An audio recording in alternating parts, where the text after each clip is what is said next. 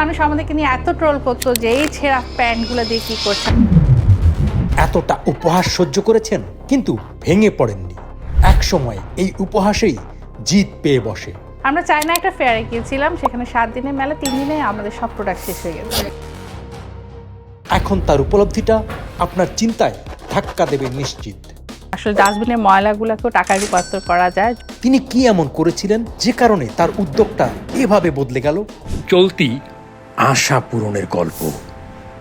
আসলে এই প্রোডাক্টটা এত বেশি চাহিদা যে এটা দিয়ে শেষ করা সম্ভব না। দেশে বাহিরেও এটা খুব বেশি চাহিদা। আমি আসলে স্রোতের বিপরীতে একটু হাঁটতে চেয়েছি। ড্যানিম রপ্তানিতে বাংলাদেশ বিশ্বে দ্বিতীয়, সেক্ষেত্রে আমি ড্যানিম নিয়ে কাজ করতে চেয়েছি। আমাদের সবচেয়ে বড় চ্যালেঞ্জটা ছিল কাস্টমারের মাইন্ড সেট আপ করা। কারণ হচ্ছে কি, রিসাইকেল এবং আপসাইকেল জিনিসটা কখনোই আমাদের দেশে জনপ্রিয় ছিল না। এটাকে আমরা আমাদের ব্যাগের মাধ্যমে জনপ্রিয় করে তোলাটা, সেটা আমাদের সবচেয়ে বড় চ্যালেঞ্জ ছিল। যে একটা পুরনো জিনিস একজন কাস্টমার টাকা দিয়ে কিনবে, তো এটা কিন্তু চারটেখানে কথা নয়। তো এই জায়গাটাতে আসতে আমাদের অনেক সময় লেগেছে। চায়না ফেয়ারে যখন গিয়েছিলাম তখন আমরা চিন্তা করলাম চায়না থেকে নিজেরাই তো আমরা প্রোডাক্ট এনে বাংলাদেশে সেল করা হয়, সেখানে চায়নার মানুষরাই কি আমাদের জিনিস কিনবে কিনা।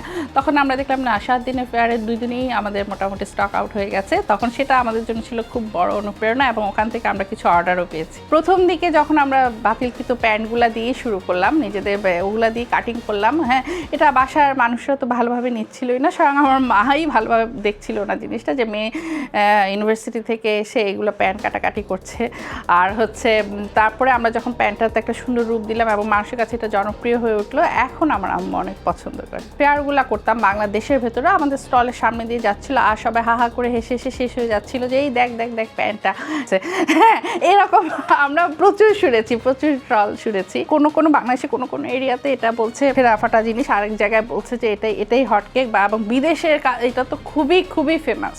আমরা বিভিন্ন ভ্যান্ডরের কাছ থেকে প্যান্ট কালেক্ট করি। তো যখন আমরা একসাথে কিনছি, আমরা একটা মিনি ট্রাকে করে যখন নিয়ে আসি, যেমন এখন আমাদের ফ্যাক্টরিতে পরশুদিনও এসেছে। তো আসলে এটা দিয়ে যে আবার যখন কেউ উৎসাহবশত অনেকে বিদরা ফ্যাক্টরি দেখতেও আসে, তো যখন দেখে যে ওটার থেকে আবার ট্রান্সফরমেশন হচ্ছে এই ব্যাগগুলা, তখন সবাই আসলে জাস্ট বলে ওয়াও। তো এগুলা দিয়ে আসলে বেসিক্যালি এই ব্যাগগুলা মেক হচ্ছে। অনেকে আসলে উৎসাহ নিয়ে দেখতে আসে যে এখানে কি হচ্ছে এবং দাঁড়িয়ে দেখে এবং তারা আমাদের সাথে কাজ করতে উৎসাহী থাকে এবং আমরা ওদেরকে ট্রেনিং দিয়ে আমাদের কর্মী করে নিই। আমাদের ব্যাগগুলো ম্যাক্সিমামই হ্যান্ডমেড, যেখানে আপনার যে এই বেল্টগুলো আমরা কাটি, এই পকেটগুলো কেটে আমরা কিছু ব্যাগ বানাই। হ্যাঁ, এই পকেটগুলো শুধু থাকবে, এগুলো কেটে ব্যাগ বানানো হয়। এর সাইডের এগুলো আমরা কাটি। জিনিসটা আসলে হ্যান্ডমেড হওয়াতে একটু সময় সাপেক্ষ। পরিত্যাজ্য ফেলে দেওয়া জিনিসগুলোকে শিল্পে রূপান্তর করে বিদরা। আমরা এখন নতুন প্রোডাক্ট লাইন নিয়ে আসছি, যেমন হচ্ছে কি আমরা টেবিল রানার নিয়ে এসেছি, এটাও আপনার আপসাইকেল করা। হ্যাঁ, এরকম কিছু প্রোডাক্ট বিদরাতে এখন পাওয়া যাবে। সাথে হচ্ছে কি আমরা ড্যানিমের উপরে আমরা টাইডাই নিয়ে এসেছি, এটাও বিদরা একটা নতুন ভেরিয়েন্ট আসছে। এবং সাথে এনেছি আমরা হ্যান্ড পেইন্টটা। হ্যাঁ, এই ড্যানিমের উপরেই হ্যান্ড পেইন্ট আছে। তারপরে হচ্ছে চুড়ি, আমাদের কাছে আসলে কিছুই ফেলনা না। এই চুড়িগুলো আমরা আবার বেঁচে যাওয়া টুকরোর পরেও টুকরো থাকে, সেই টুকরো দিয়ে আমরা আবার এই চুড়িগুলো মেক করেছি। ড্যানিমের উপর আসলে টাইডাই করাটা খুবই টাফ, এটা আসলে আমরা অনেক সময় লেগেছে, আমরা কাউকে রাজি করাতে পারছিলাম না ড্যানিমের উপর টাইডাই করা। তো অবশেষে আমরা লেগে থাকার কারণে এখন এটা পসিবল হয়েছে। যেমন একটা টুকরো কাপড় দেখছেন, এই কাপড়টা থেকে আমরা আসলে এই সাইডের বেলগুলা কেটে নিই। কেটে নেওয়ার পরে এরকম নিয়ে আমরা এই ফিতা পাটির মতো করে এই জিনিসটা বানাই। এটা পুরোটাই হাতে তৈরি, এটা দিনে হয়তো বা 5-6টা করা যায়, কারণ আর এটাই হচ্ছে কি এখানে আসে। হ্যাঁ, এভাবে আমরা রিসাইকেল করে থাকি ড্যানিম দিয়ে।